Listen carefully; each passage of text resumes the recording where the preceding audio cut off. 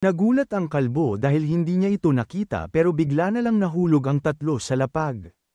Dahil wala na silang problema ay sinabi na ni Robert kay Mr. Levine na dahil hindi siya mas asama ng mga tao nila ay maglakad na lang daw ito palabas ng gusali. Hindi daw niya kailangang mag-alala dahil bago dumating doon ang dalawa ay inalis na nila ang lahat ng sagabal doon. Nagulat ito nung sinabi sa kanya ng Robert na isa na lang ang natitira niyang misyon. Kailangan na lang daw niyang sumakay ng eroplano papunta sa kanila para magkasama na ulit sila ng kanyang anak. Lumipat naman na ang ating storya sa isang lugar at habang naglalaro doon ng board game sina Lee at Weiwen ay sinabi sa kanya ng babae na hindi sila makapaniwala na isang buwan na ang nakalipas pagkatapos nilang masagip si Mr. Levine. Tinanong naman sa kanya ng ating bida kung kamusta naman sila at nakapag-adjust naman ba sila sa bago nilang environment. Napansin naman daw ng babae na wala silang naging problema at mas sumigla pa nga daw si Mr. Levine dahil pinahaba nila ang buhay ng kanyang anak. Natuwa naman doon ang ating bida at bago pa ito makasagot ay sinabi na rin sa kanya ni Weiwen na tapos na construction ng Botanic Life Laboratory, Physiology Laboratory, at Animal Testing Laboratory. Sa ibang bahagi naman, tapos na din daw gawin ang Data Computation Center at Engineering Laboratory. Dinagdag din nito na madami na din silang nakuha na iba't ibang talento na galing sa iba't ibang bansa at ang pinalabas lang nila ay nawala ang mga ito dahil sa hindi nalalamang rason.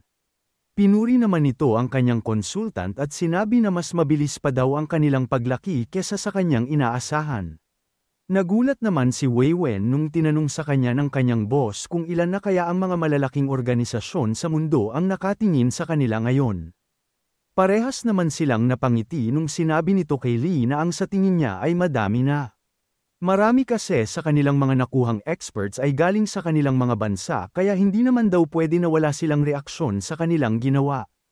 Pero, hindi naman daw nila kailangang mag-alala dahil habang gumaganda na talaga ang usad ng kanilang mga projects, padami na rin ng padami ang kanilang mga sundalo. Kaya kahit dami na daw talaga ang mga nakakakilala sa kanila ay hindi nila kailangang mangamba dahil wala namang uubra sa kanila. Natawa naman bigla ang ating bida dahil naalala nito na lagi daw pinapaalala sa kanya ni Weiwen na huwag maging kampante pero parang ganun daw ang pananalita niya ngayon. Seryoso naman itong sinabi kay Lee na dahil umabot na sa puntong yun ang kanilang club ay natural lang na mag-iiba na ang kanyang pananaw sa mga kalaban. Kesa daw mag-alala lang siya laban sa ibang mga organisasyon, mas okay na daw na mag-focus na lang siya para mas lalong lumakas ang kanilang club. Sinabi naman ng ating bida na natutuwa siya dahil meron na daw talagang kumpiyansa ang kanyang consultant sa kanilang kakayanan.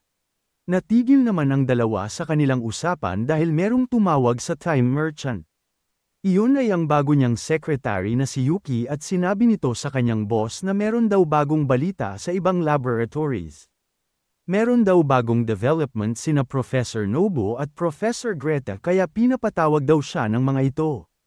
Ngumiti naman ito at sinabi sa babae na didiretso na agad siya doon at inisip na magiging busy na naman ulit ang araw na yon. Pagdating ng mga ito sa laboratory ni Nobu ay nakita agad nila ang nakadisplay na relo sa gitna. Nung tinanong nila ang kalbo kung ano yun ay sinabi sa kanila nito na yun ang kanyang imbento na limit breaker watch. Tinanong naman agad sa kanya ng ating bida kung ano ang nagagawa nito kaya makikita natin na excited nitong tinawag ang tatlo. Habang naglalakad papuntang training room ay pinaliwanag sa kanya ni Nobu na ayon sa kanyang research ay 33% lang ang kayang gamitin ng normal na tao sa kanilang mga muscle. Sinabi naman sa kanya ni Lee na dahil ito sa signal na binibigay ng kanilang utak papunta sa muscle dahil nilalagyan niya ito ng limit para hindi nito masaktan ang sarili nilang katawan.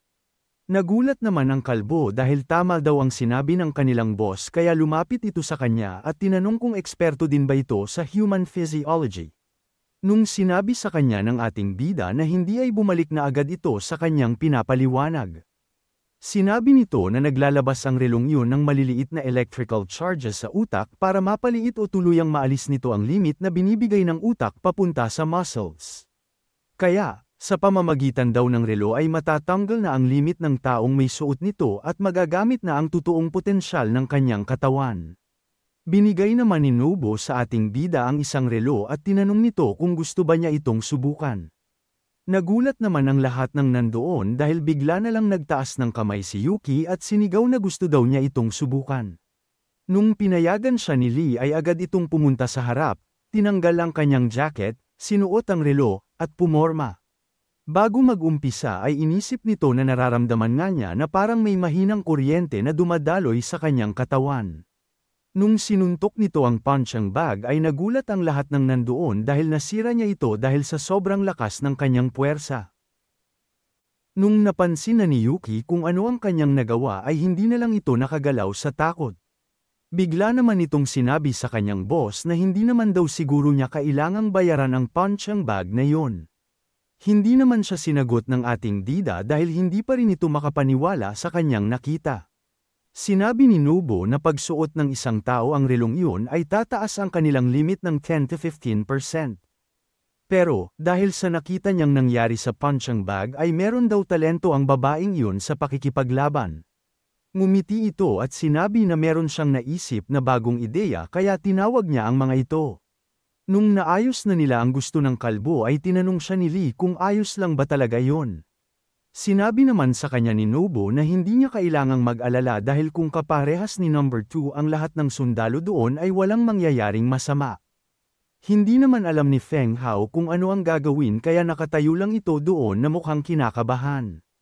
Tinanong naman ni Yuki kung seryoso ba ang professor dahil naalala nito na si Feng ang pumutol sa kamay ng kanyang boss ng parang toothpick. Sinabi naman sa kanya ng ating bida na hindi niya kailangang mag-alala dahil hindi naman daw ito seseryosohin ng lalaki. Nung ayos na ang lahat ay sinabi na ni Nobu sa kanyang mga kasama na umpisahan na nila ang recording dahil mag-uumpisa na sila. Dahil wala naman ang magagawa si Yuki ay tinanggal na nito ang kanyang sapatos para mas komportable siya sa laban.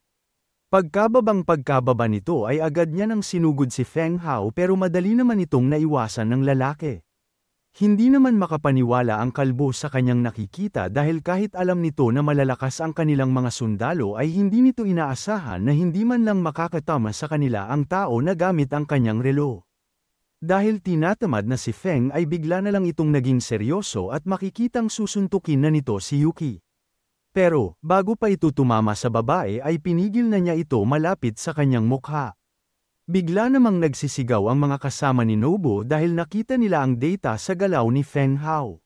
Sinabi ng mga ito kay Nobu na nalampasan daw ng suntok ni Feng Hao ang lahat ng recorded data sa kanilang computer.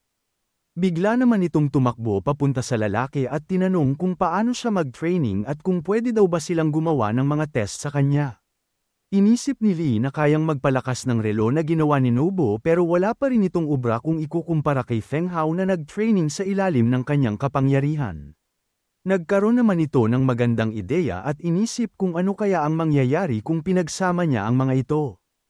Kaya, tinanong nito ang kalbo kung posible ba nabigyan nito ang lahat ng kanilang mga sundalo ng isang relo. Natatawa namang naglakad papunta sa kanila si Mr. Greta at sinabi na dahil sa dami ng perang ginastos ni Nobu para doon ay hindi nga daw nito kakainin bigyang kahit ang isang team. Naalala daw kasi nito na pinagyabang sa kanya ng kalbo na mahigit 1,000,000 ang kailangan niya para gumawa ng isa nito. Galit namang sinabi sa kanya ni Nobu na prototype pa lang daw kasi ang mga yun at pwede pa rin naman niyang pababain ang presyo nito pag ayos na ang lahat. Mayabang naman itong sinabi kay Nobu na yun daw ang kanilang pagkakaiba. Ang ginawa kasi niya ay pwedeng magdala ng sobrang daming pera at impluwensya sa kanilang club. Habang naglalakad sa kanyang laboratory ay sinabi ni Greta sa kanyang mga kasama na yun ang kanyang ginawa na superconductive battery na merong potensyal maging $1 billion industry. Nakagawa daw siya ng 2 graphite alloy na pag pinagdikit niya sa angle na 1.1 degrees ay magkakaroon ito ng superconductivity effect at ang ibig sabihin nito ay maglalabas ito ng electricity gamit ang sobrang konting enerhiya. Pag na-master daw nila ang technique na yun ay magagamit nila ito kahit saan simula sa power plants hanggang sa mga microchips. Nagulat ang ating bida dahil dinagdag pa ni Greta na kahit prototype pa lang ito, nalampasan na nila ang mga problema na pwedeng sumire dito.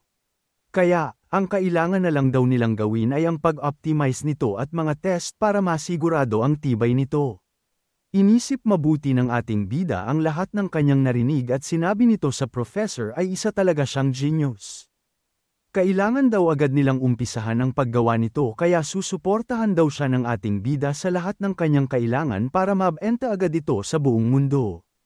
Pagkatapos noon ay tinawag ni Lee si Wei Wen at sinabi na kailangan niyang kontakin ang kanilang mga importanteng partners. Pwede daw nila ibigay sa mga ito ang gawa ni Greta para makakuha pa sila ng mas maraming benefits kapalit nito. Makalipas ang ilang araw ay makikita natin na merong pupuntahan ang ating bida at habang nasa sasakyan nito ay meron itong kausap. Sinabi nito kay Wei Wen na mukhang nagustuhan ng kanilang mga partners ang ideya ni Mr. Greta na superconductive battery. Nag-uunahan pa nga daw ang mga ito para sa pagkakataong makagamit nito ng una.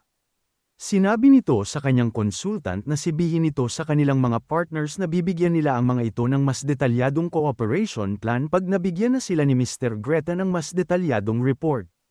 Nung matapos silang mag-usap ay binaba na ni Lee ang kanyang laptop sa upuan at sinabi na nasusunod na naman sa plano ang mga bagay-bagay. Sinabi naman sa kanina ni Feng Hao na excited na daw siya para sa kanyang team pag dinala niya ang mga ito para makita ang mga kilalang pangalan na kakausapain nila Lee pag ayos na ang kanilang deal.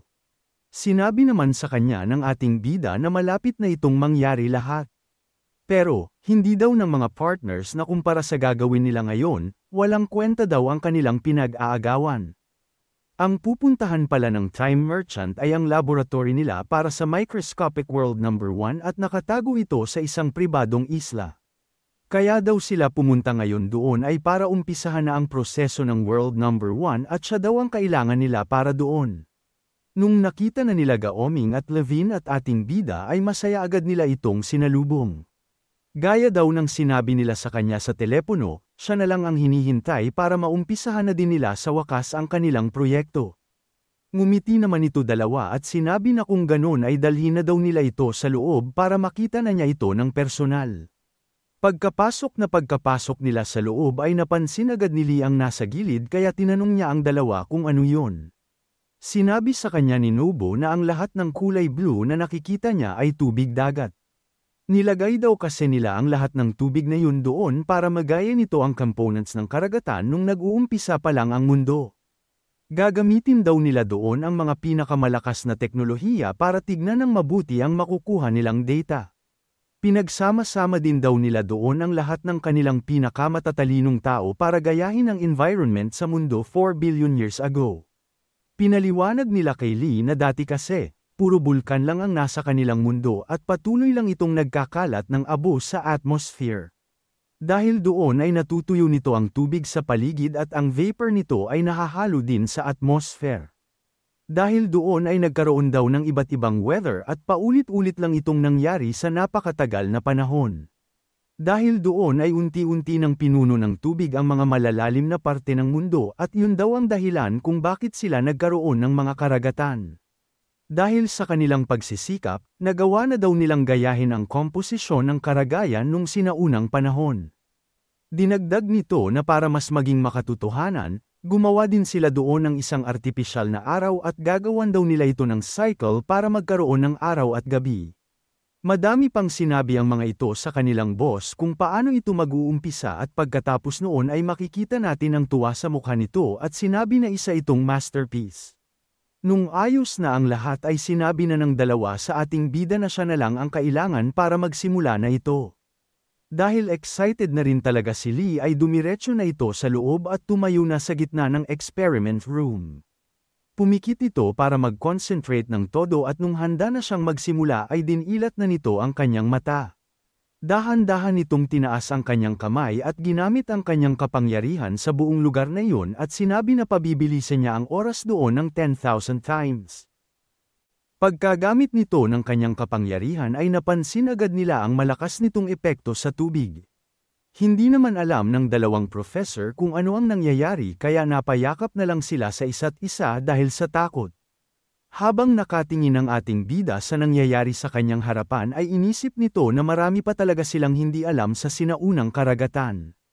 Pero, sinabi nito na hindi siya pwedeng tumigil doon dahil nakakakita na sila ng resulta. Inisip nito na buti na lang ay sinanay niya ang kanyang katawan sa paggamit ng 10,000 times na pampabilis dahil hindi na ganun kabilis maubos ang kanyang oras pag ginagamit niya ito. Kaya, Pwede na daw niya itong gamitin kahit gaano katagal at kung kailan niya gusto. Makalipas pa ang ilang sandali ay makikita natin na natapos na ang time merchant sa kanyang ginagawa. Nung nakita ng dalawang doktor na tumigil na si Lee ay sinabi na nila na kailangan agad nilang gawin ang susunod na step. Nagmadali ang mga ito papunta sa computer at sinabi na habang kumilos ng sobrang bilis ang artipisyal na karagatan at humahalo ito sa atmosphere ay kailangan agad nilang pakawalan ang macromolecules sa hangin. Habang lumalabas ito ng dahan-dahan ay pinapanood ito ng lahat habang iniisip nila na makikita nila ng personal ang umpisa ng isang kasaysayan. Pinaliwanag sa kanila ni Mr. Levine na ang nilagay nilang yun sa hangin ay ang biomolecule na nakikita sa lahat ng life form sa kanilang mundo. Binago nila ito sa tulong ni Mr. Tang dahil mas bibilis daw itong dumami ng 10 times kumpara sa normal at nilagyan din nila ito ng DNA para makabuo ng organism. Dahil doon, mapapabilis pa nila lalo ang paggawa ng buhay sa kanilang microscopic world. Habang dumadating doon ang ating bida ay sinabi pa sa kanya ni Levine na pag nakita na nila ang unang cell na nabuo, pwede na nila tawaging success ang unang step. Inisip naman ni Lee ang lahat ng nangyari at tinignan nito kung gaano katagal sa oras nila ang isang buong araw sa loob ng kanilang ginawa. Nung nakita nito na 4.32 seconds lang ang katumbas nito sa totoo nilang oras ay bigla na lang nagkaroon ng ngiti sa kanyang mukha. Mabilis itong nagkalkula at sinabi na pag lumipas ang isang buwan sa kanilang oras ay halos 800 years agad ang katumbas nito sa loob ng kanilang ginawa. Lalo itong naging excited nung inisip nito kung ano kaya ang mga magagandang mangyayari pag tumagal pa ito ng ilang buwan o ilang taon. Sinabi nito sa kanyang sarili na mahiwaga talaga ang oras at wala nang ibang makakatapat pa dito. Konting hintay na lang daw ay makikita na rin niya sa wakas ang pinakahihintay niyang bagong mundo.